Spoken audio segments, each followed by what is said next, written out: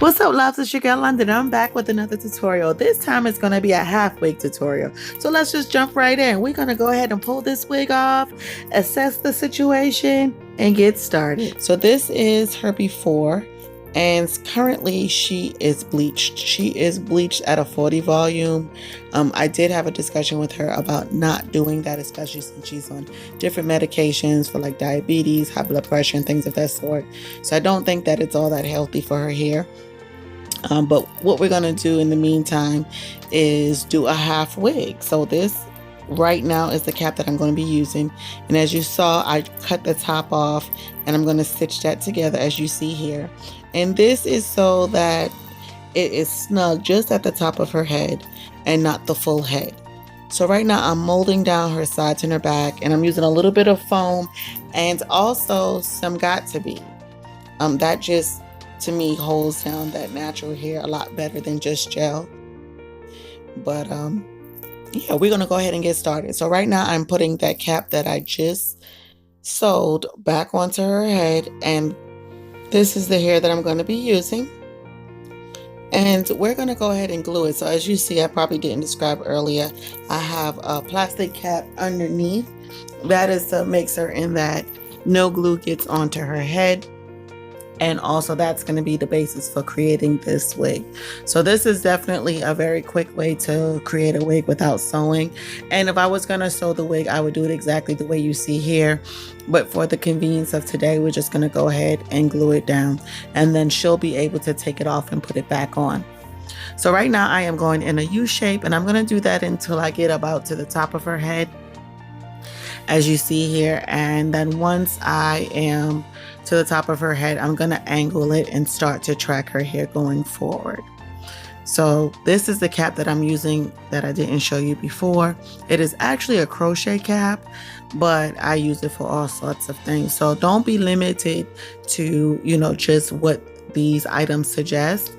If it looks like it can work for something else, give it a try. You never know unless you try. So right now I'm going to go ahead and track her forward, excuse me. And I'm using the got-to-be each time because that is the only way that that glue is going to adhere to the cap in a quick fashion. So I am now using my dryer just to kind of secure it. And just like that, I peeled it right off. Now this style did take 2 packs of that hair. So I know the pack says that 1 should do it, but we had to go get another one just for it to be full. Now right now I'm just going to clean up the sides and the back. I've really gelled it down more so than to shave it. I don't know, I want to leave a lot of her hair back there. So right now I'm just using my clippers to trim it because this is the part of the hair that's going to be exposed. So I remolded her. I'm going to put her under the dryer, and I put some oil on the top of her scalp so that it doesn't dry out under the dryer. Now I'm just peeling the plastic off of this wig. And I'm using my dryer just to make certain that all that glue is dry and not tacky.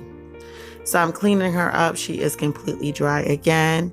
And then I am going to create an anchor braid around the occipital bone of her head from temple to temple. And this is just to ensure that once I put this cap on that it doesn't move, especially because her hair is as short as it is. So it's just going to be one braid. This is, even if her hair was longer, I would suggest for people to do this. Now you may not have to sew it down if your braid is bulkier, but since her braid is very fine, I am going to sew the cap down. I'm going to use needle and thread to stitch through the cornrow that I just did because I'm really not a tight braider. So this thread and re-looping it through the cornrow is going to secure the cornrow so that it doesn't weaken and come out. So now I'm going to go ahead and put that cap back on, and I'm going to switch out my thread. I'm going to use a white thread because I want to be able to see what I'm doing when I start to stitch, and also more importantly for the removal process. So I'm going to go from her right to left side with this thread, and that is just going to secure this wig from coming off. And it also will allow the wig to be reusable. So if she decides to do this style at a later date and time, or come in and, you know, get it shampooed and get it redone, she would be able to do so. So now that is the complete look. And then I'm going to go ahead and start the cutting. So we decided that we were going to keep the sides kind of short and a little volume on the top. She didn't want much hair in her face, understandably so. So I went in and cut the bang a little more, even though I would have liked a little hang time. But the customer is always right. You want to give your clients exactly what they ask for.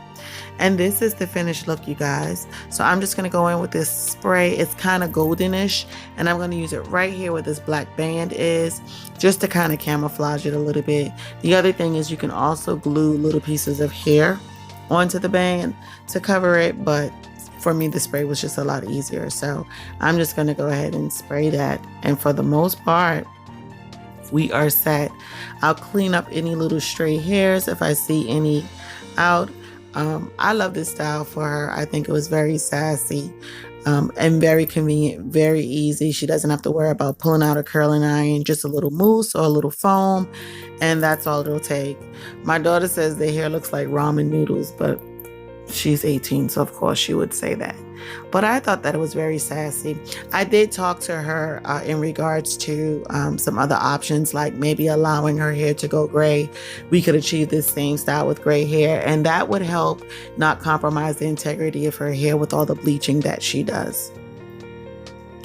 So this looks like a satisfied client. What do you guys think? I absolutely loved it. If you do too, make sure to give this video a thumbs up, like, comment, and subscribe. If you have not subscribed already, please make sure that you do so. Also, don't forget to follow me on all my social medias. I'm on Instagram and Facebook, so that will be linked in the description bar below. And until I see you next time, bye loves.